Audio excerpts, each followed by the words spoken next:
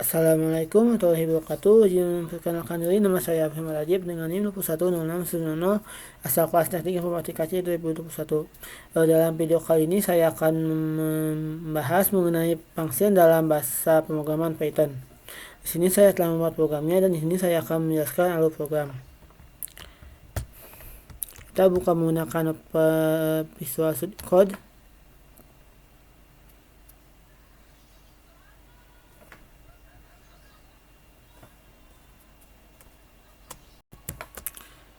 Di sini saya membuat program tentang jadwal sholat yang diambil dari API myQuran.com.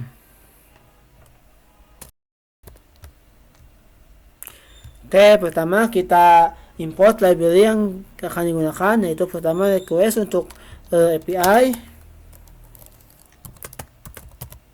yang kedua untuk tabel, yang ketiga untuk CLS atau clear screen.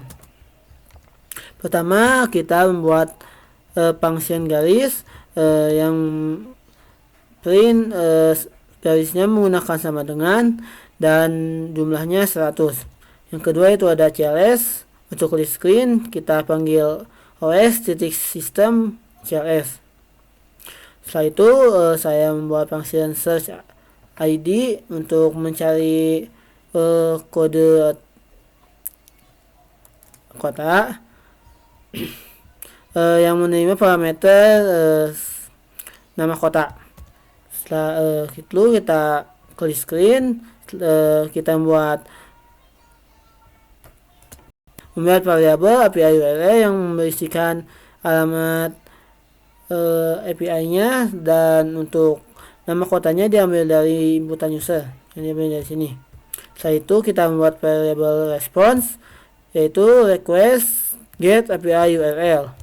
Nah, setelah itu jika response status code-nya sama dengan 200, maka kita pertama menampilkan judul.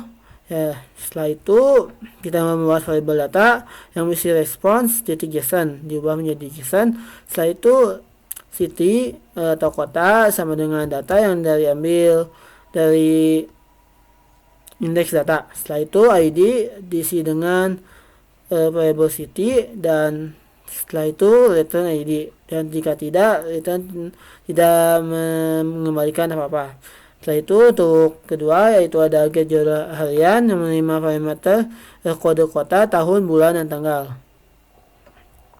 Sama seperti sebelumnya kita buat variabel URL yang berisikan API-nya, alamat API. Nah, untuk parameternya itu kita diambil dari inputan user seperti kode kota, tahun, bulan, dan tanggal. Setelah itu kita buat variabel response sama dengan request get API URL untuk mengambil responsnya. Nah, jika respons status kodenya sama dengan 200, maka jalankan yang pertama clear screen dulu. Setelah itu kita buat variabel data yang berisikan respons JSON.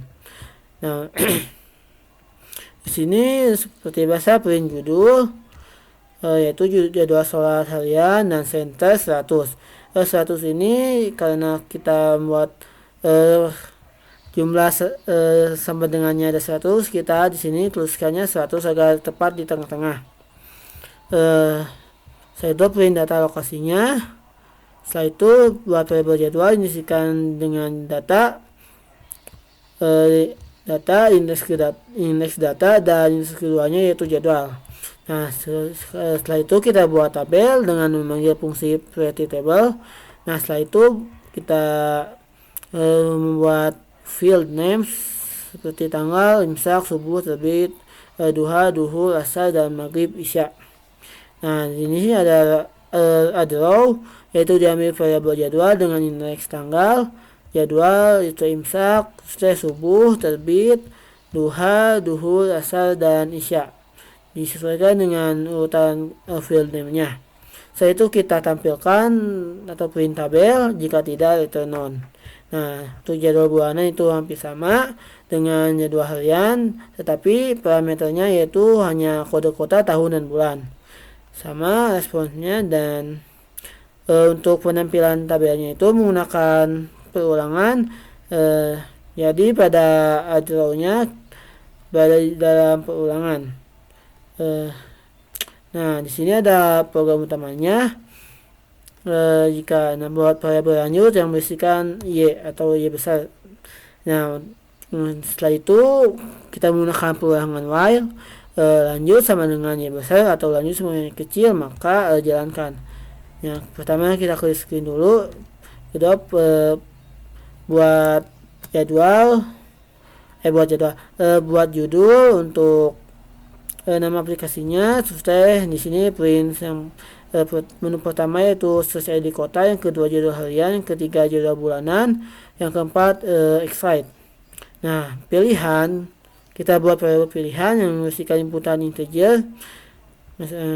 Yang keterangan masukkan pilihan. Nah, jika pilihan sama dengan 1, kita pertama buat inputan untuk nama kota. Yang kedua yaitu kode yang sama dengan search ID city yang diambil dari fungsi yang ini. Jadi saat user menginputkan nama kota, maka inputannya akan masuk ke sini dan masuk ke variabel ini city name, dan akan menghasilkan respons dengan 200 jika ada. Setelah itu akan print nama kota untuk ID kotanya. Nah, untuk pilihan yang kedua ada variabel city code, terus ada inputan tahun, bulan, dan tanggal, masing-masing multiple integer. Setelah itu jadwal harian sama dengan function get jadwal harian dan memasukkan variabel yang membutuhkan seperti kode kota, tahun, bulan, tanggal. Nah, untuk pilihan ketiga sama ada inputan kode kota, tahun, bulan, tetapi tidak menggunakan tanggal, dan kita panggil get jadwal bulanan city kode kota, tahun, dan bulan. Dan jika tidak, maka print terima kasih telah berkunjung dan break untuk mengakhiri programnya. Nah, jika setelah itu ada inputan lanjut, lanjutkan. Nah, kalau tidak, maka akan print terima kasih telah berkunjung. Oke, kita langsung running.